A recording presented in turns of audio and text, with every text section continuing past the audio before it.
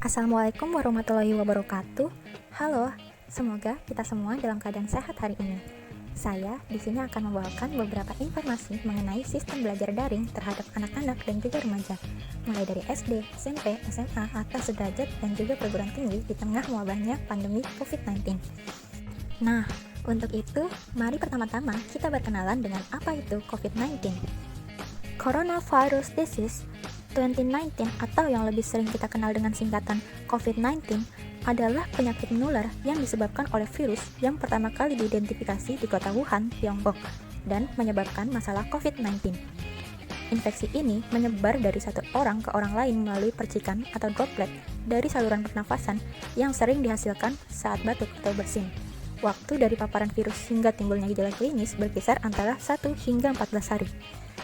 Hal ini menyebabkan pemerintah mengambil langkah dan mengeluarkan sejumlah kebijakan guna memutus mata rantai penyebaran COVID-19.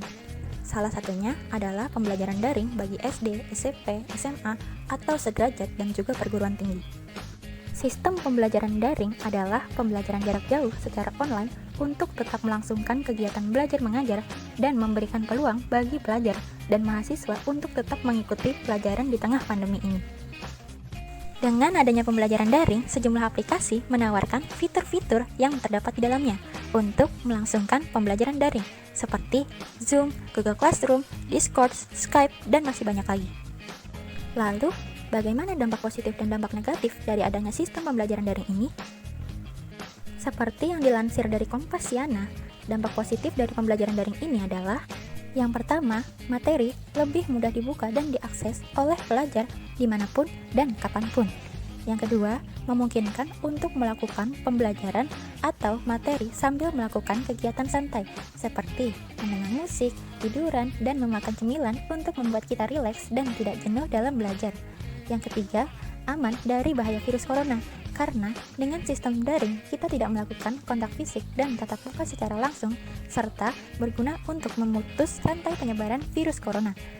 Sedangkan dampak negatifnya diantaranya yaitu yang pertama, kejahatan cyber yang menyerang aplikasi-aplikasi pembelajaran daring, seperti adanya Zoom booming dari aplikasi Zoom, yaitu gangguan oleh hacker dengan membajak video conference dengan mengirim gambar tak senonoh dan ujaran kebencian disertai ancaman. Meskipun Zoom telah membantah mengenai hal ini, tetapi ini masih dapat terjadi di sekitar kita. Kedua, kegiatan belajar mengajar dinilai kurang efektif karena banyak pelajar mengeluhkan materi yang kurang dimengerti karena kurangnya penjelasan dari pengajar maupun gangguan sinyal selama pembelajaran. Ketiga, tugas yang menumpuk.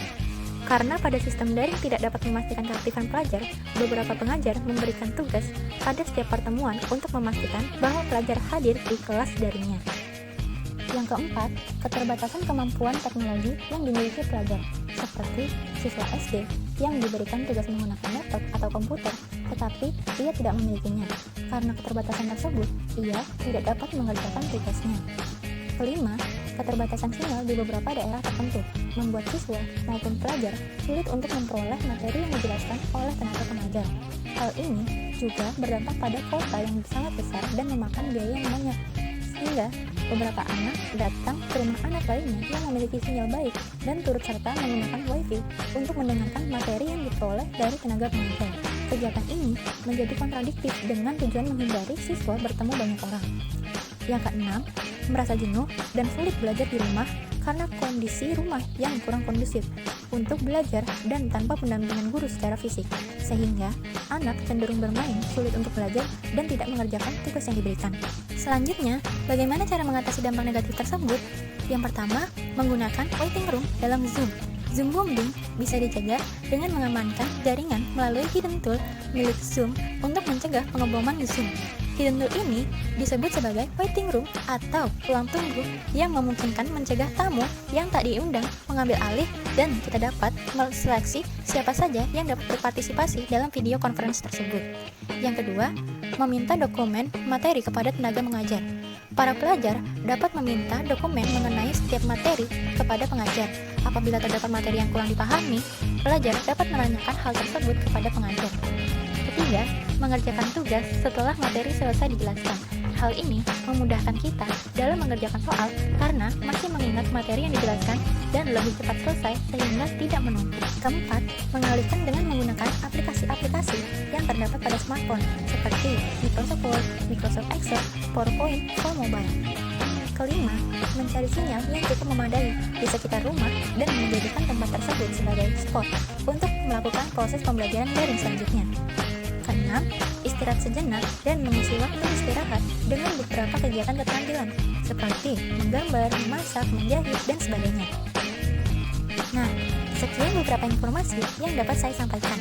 Semoga pandemi COVID-19 ini cepat berakhir dan informasi ini dapat bermanfaat bagi kita semua. Jaga kesehatan dan tetap di rumah. Sampai jumpa. Wassalamualaikum warahmatullahi wabarakatuh.